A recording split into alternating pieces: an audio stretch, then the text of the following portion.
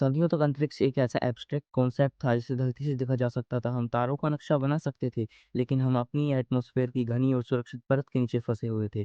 पहली physical breach द्वितीय विश्व युद्ध के दौरान हुई। V2 मिलिट्री रॉकेट ने 100 किलोमीटर की ऊंचाई पार की, वह सीमा जहां एटमॉस्फेयर खत्म होने लगता है और जहां से अंतरिक्ष की शुरुआत मानी जाती है। उस लाइन को पार करने से एक डरावना अनजान सामने आया।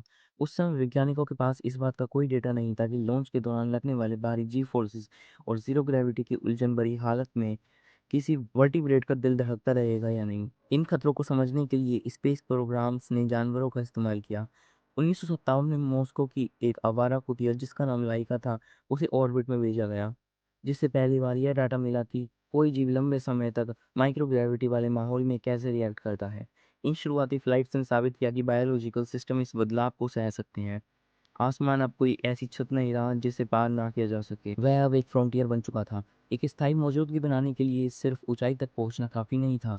सोवियत यूनियन के स्पुतनिक 1 ने साबित किया कि हम एक चमकदार मेटल स्फीयर को स्टेबल ऑर्बिट में रख सकते हैं, जहां से उसने 3 हफ्तों तक धरती पर रेडियो पल्सेस भेजी, जब तक उसकी बैटरीज खत्म नहीं हो गई। 1961 में सोवियत ने यूरी गागरिन को उसी ऑर्बिट पाथ में सफलतापूर्वक भेजा। उन्होंने पृथ्वी का एक पूरा चक्कर लगाया और साबित किया कि एक इंसान लॉन्च और री एंट्री के पूरे साइकिल को सरवाइव कर सकता है।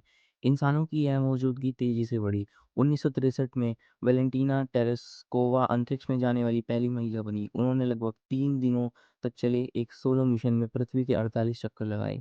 1971 तक फोकस छोटे समय के मिशन से हटकर लंबे समय तक रहने पर आ गया। सैल्यूट 1 के लॉन्च के साथ पहला स्पेस स्टेशन बनाया गया, एक प्रेशराइज्ड हैबिटेट जिसे लो अर्थ ऑर्बिट में लंबे समय तक इंसानों के रहने के लिए डिजाइन किया गया। हालांकि पृथ्वी के ऑर्बिट में पहुंचना एक बड़ी जीत थी, लेकिन इस इंसानियत सिर्फ ग्रह के फ्रंट पोर्श तक ही पहुंची थी। अगला कदम था पृथ्वी की पास वाली ग्रेविटी की पकड़ से आगे निकल पृथ्वी की ग्रेविटी से बाहर निकलकर किसी दूसरे सेलेस्टियल बॉडी तक पहुंचने के लिए स्पीड और प्रेसिजन में बहुत बड़ी बढ़ोतरी की जरूरत थी।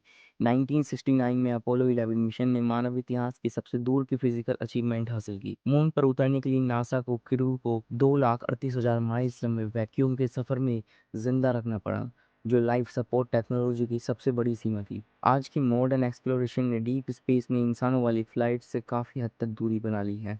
आज स्थायी मौजूदगी के लिए सिर्फ इंटरनेशनल स्पेस स्टेशन तक सीमित है, जो धरती की सतह से सिर्फ 250 माइल्स ऊपर ऑर्बिट करता है। इंसानों को इससे आगे ले जाने का खतरा बहुत बड़ा है।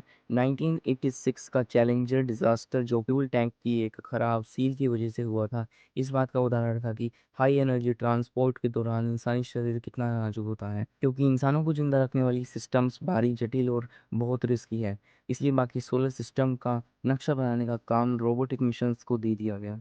यह विजुअलाइजेशन एस्केप वेलोसिटी दिखाता है, वह स्पीड जो किसी ग्रह की ग्रेविटी से बाहर निकलकर खुले अंतरिक्ष में जाने के लिए जरूरी होता है। रोबोट्स उन हालातों में सह सकते हैं जो इंसान को तुरंत मार दें। सोवियत यूनियन का वेनेरा 9 प्रो वीनस पर लगभग 1 घंटे तक 900 डिग्री हीट और क्रशिंग प्रेशर को सहता रहा। मार्स पर हम फ्लाई बाई से आगे बढ़कर एक्टिव एक्सप्लोरेशन तक पहुंच चुके हैं।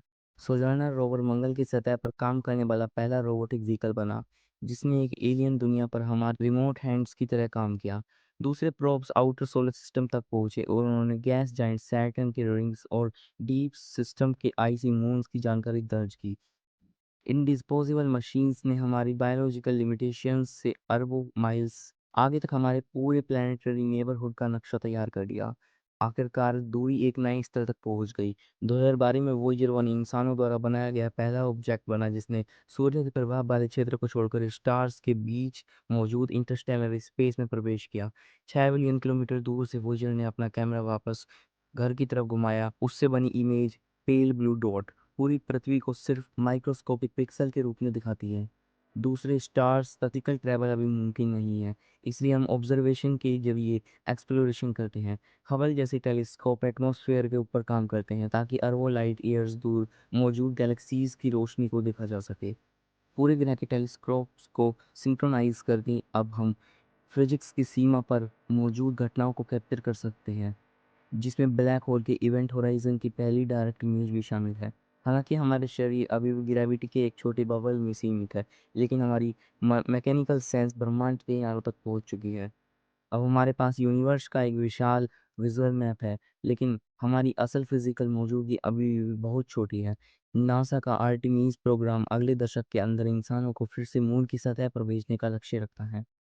मून के आगे अगली सबसे बड़ी फ्रंटियर है मार्स के लिए ह्यूमन मिशन, जहां हमें महीनों तक अंतरिक्ष के खालीपन में इंसानी जीवन को जिंदा रखना होगा।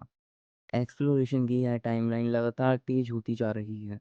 हम रोबोटिक मिशन, चाहे वह किसी दूर के कोमेट तक जाए या ब्लैक होल तक, हम उस डेटा को तैयार कर रहा है।